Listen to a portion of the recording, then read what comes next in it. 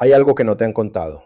José salvó a Israel del hambre. José interpretó los sueños del faraón. José perdonó a sus hermanos. Pero José no tiene tribu. ¿Te has preguntado alguna vez por qué cuando cuenta las 12 tribus de Israel, José no aparece? En su lugar están Efraín y Manasés, sus hijos. ¿Casualidad? ¿Error de copista? No. Lo que descubrí investigando esto reescribió completamente mi entendimiento de la historia bíblica. Y cuando veas la evidencia, va a cambiar el tuyo también. Durante años pensé que esto era simplemente una curiosidad bíblica, una nota al pie. Pero cuando comencé a cavar en los manuscritos hebreos, en los rollos del Mar Muerto, en las crónicas asirias, en la arqueología del territorio del norte, hermano, lo que encontré me sacudió. No es que José no tenga tribu, es que José recibió algo que ninguno de sus hermanos recibió, algo que está escondido a plena vista en el texto bíblico y confirmado por la arqueología moderna, algo que los escribas judíos sabían perfectamente, pero que nosotros hemos pasado por alto durante siglos. Esta no es teología especulativa, estos son hechos documentados que cambian toda la narrativa. Antes de continuar, quiero que sepas algo. Oro por cada suscriptor de este canal. Leo sus nombres, veo sus comentarios y los llevo delante de Dios. Si no te has suscrito aún, hazlo ahora. Únete a esta familia. Padre Celestial, que mientras descubrimos las profundidades de tu palabra, nuestros corazones se inflamen con mayor amor por ti. Que cada revelación nos acerque más a tu verdad. En el nombre de Jesús, amén. Ahora, déjame mostrarte lo que encontré. Empecemos por los números, porque en la Biblia los números no mienten. Cuando Jacob bendice a sus hijos en Génesis 48, algo extraordinario sucede. Jacob está muriendo. Ha vivido 147 años. Sus ojos están nublados por la edad, pero su mente está más clara que nunca. Y cuando José trae a sus hijos Efraín y Manasés para recibir la bendición del patriarca, Jacob hace algo que rompe todo protocolo de primogenitura en el Antiguo Oriente. Lee con atención Génesis 48:5. Ahora pues, tus dos hijos Efraín y Manasés, que te nacieron en la tierra de Egipto antes de que yo viniese a ti a Egipto, míos son. Como Rubén y Simeón serán míos. ¿Capta la magnitud de lo que acaba de pasar? Jacob no está simplemente bendiciendo a sus nietos, los está adoptando como hijos, los está poniendo al mismo nivel que Rubén y Simeón, sus primogénitos. Esto significa que José, en lugar de recibir una porción de herencia, recibe dos porciones a través de sus hijos. En el sistema de herencia del Antiguo Testamento, esto se llama la porción del primogénito. Deuteronomio 21:17 lo establece claramente. Al primogénito se le da doble porción. Pero aquí está el problema que me molestaba como historiador. José no era el primogénito, Rubén lo era. Entonces, ¿por qué José recibe el derecho del primogénito? La respuesta está en Primera de Crónicas 5, 1 al 2, un pasaje que los cristianos promedio nunca leen. Los hijos de Rubén, primogénito de Israel, porque él era el primogénito, mas como violó el lecho de su padre, sus derechos de primogenitura fueron dados a los hijos de José, aunque Judá llegó a ser el mayor entre sus hermanos, y el príncipe vino de él, mas el derecho de primogenitura fue de José. ¿Lo ves? Rubén perdió su primogenitura por acostarse con Bila, la concubina de su padre, un escándalo sexual que le costó su herencia. Y esa primogenitura no fue a Simeón, el segundo hijo, no fue a Leví, el tercero, fue directamente a José, el hijo número 11. ¿Por qué? Porque José había demostrado carácter. José había permanecido fiel en Egipto. José había salvado a la familia durante la hambruna. Pero aquí es donde se pone interesante desde el punto de vista arqueológico. Durante décadas, los críticos bíblicos argumentaron que las historias de las tribus eran mitos tardíos, que nunca existieron como entidades históricas reales, que todo el sistema tribal era una invención de escribas post-exílicos. Y entonces llegó la arqueología moderna. En 1868 se descubrió la estela de Mesha en Jordania, un rey moabita del siglo IX a.C., describiendo sus conquistas contra Israel. Y adivina qué menciona: la tierra de Efraín.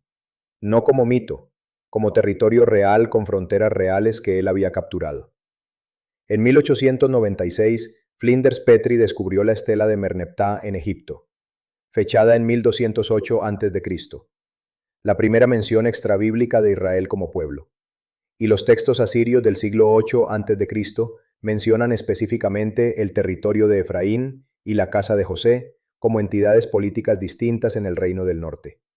Los anales de Tiglat-Pileser III hablan de deportar a toda la tierra de Neftalí y Efraín. No estamos hablando de nombres místicos, estamos hablando de territorios con ciudades, fronteras, poblaciones que los imperios más poderosos del mundo reconocían como reales. Y aquí viene lo que realmente me voló la mente cuando lo descubrí. José no solo recibió doble porción a través de sus hijos, recibió los territorios más fértiles de toda la tierra prometida. Mira el mapa de la distribución tribal. Efraín y Manasés ocupan el corazón geográfico de Israel, la región montañosa central, los valles más fértiles, las fuentes de agua más abundantes, mientras que Rubén, que debería haber sido el primogénito, recibió territorio árido al este del Jordán. territorio que constantemente estaba bajo amenaza de tribus nómadas, territorio que eventualmente se perdió para siempre. La arqueología confirma esto de manera dramática. Las excavaciones en Tel el Ful, Silo, Betel, todas ciudades en territorio de Efraín, revelan una prosperidad constante desde el período de los jueces hasta la conquista asiria, mientras que las excavaciones en territorio de Rubén muestran abandono temprano y constante inestabilidad. José no solo recibió doble porción, recibió la mejor porción. Pero hay algo más profundo aquí que me tomó años entender completamente. Esto no es solo sobre herencia territorial, esto es sobre destino profético. Cuando Jacob bendice específicamente a José en Génesis 49, 22, 26, usa un lenguaje que no usa para ningún otro hijo. Rama fructífera es José, rama fructífera junto a una fuente. Las bendiciones de tu padre fueron mayores que las bendiciones de mis progenitores. Hasta el término de los collados eternos serán sobre la cabeza de José, y sobre la frente del que fue apartado de entre sus hermanos. La frase hebrea Nesir Echab, apartado de entre sus hermanos, es la misma que se usa para describir al nazareo, apartado, consagrado, santo. José no es solo el hijo favorito, José es el hijo consagrado. Y aquí está la conexión que cambió mi perspectiva para siempre. En mis años investigando textos antiguos, encontré algo que me hizo replantear todo. Cada mañana, y no es exageración, abro una aplicación en mi teléfono que me lleva exactamente a través del tipo de análisis profundo que estamos haciendo ahora. Textos hebreos, conexiones arqueológicas, referencias cruzadas con fuentes antiguas. Es lo que me permite traerte contenido como este cada semana. No es solo estudio académico, es encuentro espiritual diario con las escrituras a este nivel de profundidad. Dejé el enlace en el comentario fijado si eres el tipo de persona que quiere ir más allá de la superficie, no solo una vez, sino todos los días. Pero déjame continuar, porque lo que descubrí en los manuscritos de Qumrán es algo que la mayoría nunca escucha. Los rollos del Mar Muerto contienen fragmentos de un documento llamado Las bendiciones de Jacob.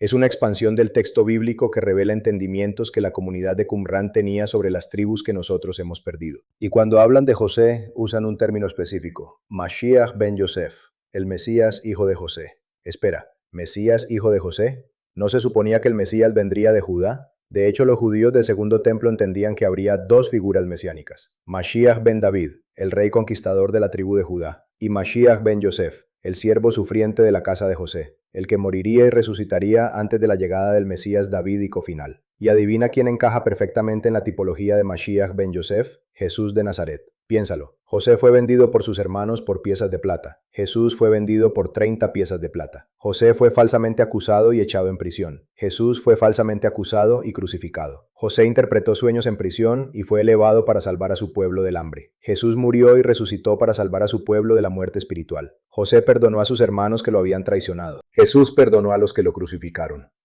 José reveló su identidad a sus hermanos en el segundo encuentro. La tradición judía dice que Mashiach ben Yosef se revelará a Israel en su segunda venida. ¿Casualidad? Los números son demasiado exactos para ser casualidad. Pero aquí viene la parte que realmente me sacudió. En mis años de investigación, me topé con textos rabínicos del período talmúdico que preservan tradiciones orales sobre José que se remontan al Segundo Templo. El Midrash Rabbah sobre Génesis contiene una enseñanza específica. José fue el sustentador de la vida para Israel en el exilio. De la misma manera, en los días finales, será un descendiente de José quien sustente la vida para Israel en su exilio más largo. Los rabinos entendían que la bendición de José no era solo para su tiempo, era profética para los últimos días.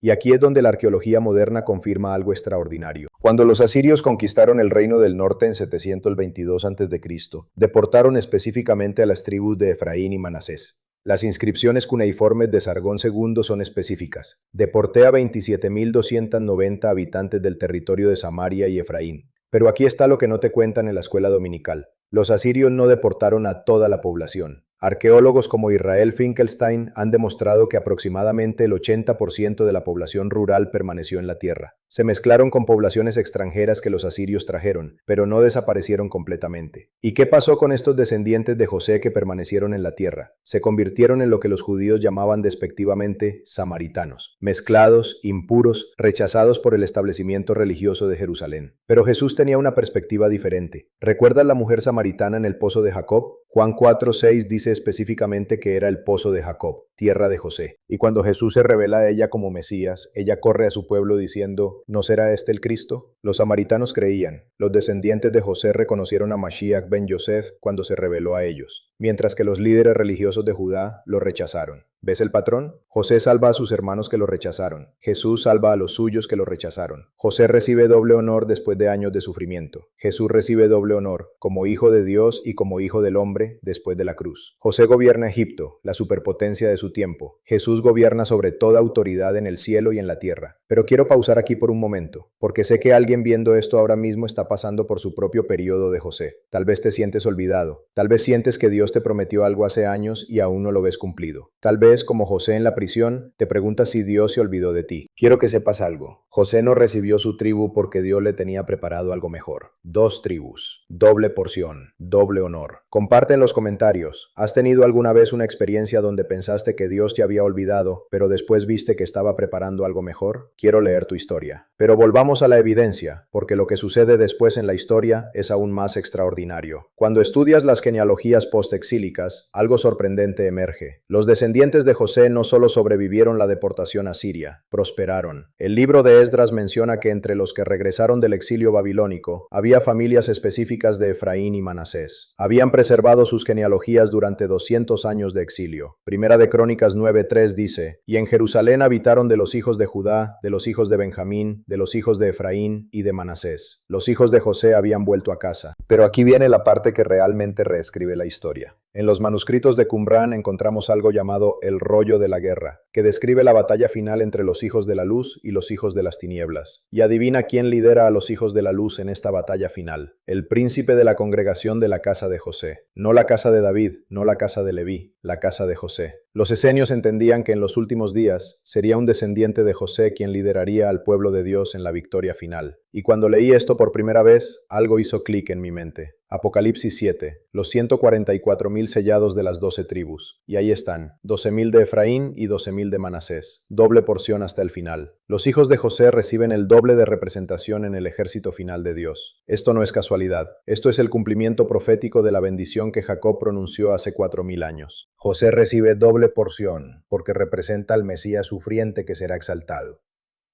Efraín y Manasés reciben doble honor porque representan al pueblo de Dios que será perseguido pero finalmente vindicado.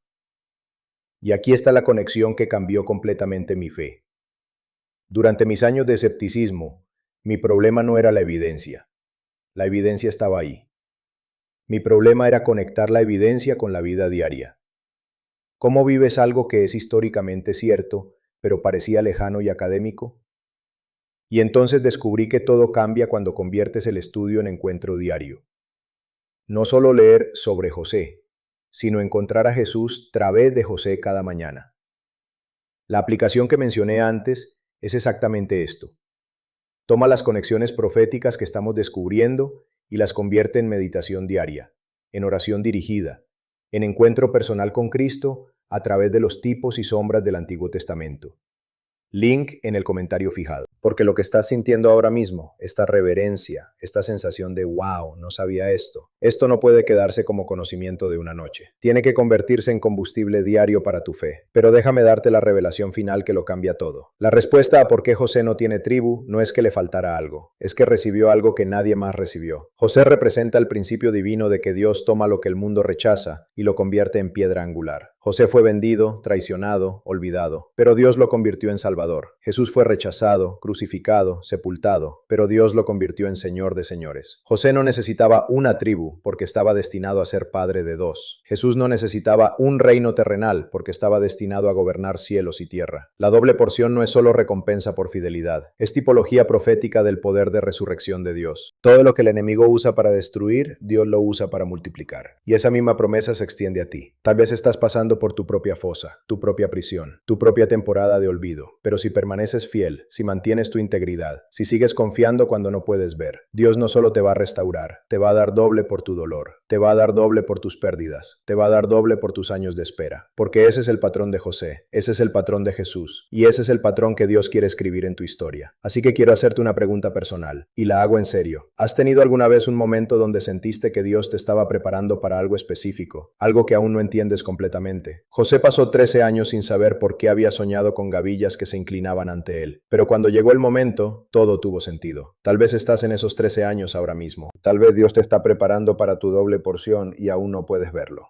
Ahora, antes de que te vayas a ningún lado, todo lo que acabamos de descubrir, las conexiones proféticas, la evidencia arqueológica, la tipología mesiánica de José, esto no puede quedarse como un video que viste una vez. Necesita convertirse en parte de tu caminar diario.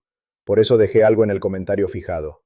La herramienta que mencioné antes, la que uso cada mañana para profundizar en exactamente este tipo de conexiones, toma todo lo que discutimos hoy y lo convierte en encuentro diario con Dios. No solo conocimiento, transformación diaria. Ve al comentario fijado ahora mismo, no pases de largo. Si este video cambió cómo ves la historia de José, suscríbete, voy a esta profundidad cada semana. Y una cosa más, ahora mismo mientras sientes esto, piensa en una persona, solo una, alguien que está luchando, alguien que está buscando, alguien que necesita saber que no está solo. Envíale este video. Podrías cambiar su vida esta noche. Podría ser la respuesta a una oración que hizo anoche. La historia de José nos enseña que Dios siempre tiene un plan más grande, y a veces tú eres parte de ese plan más grande para alguien más.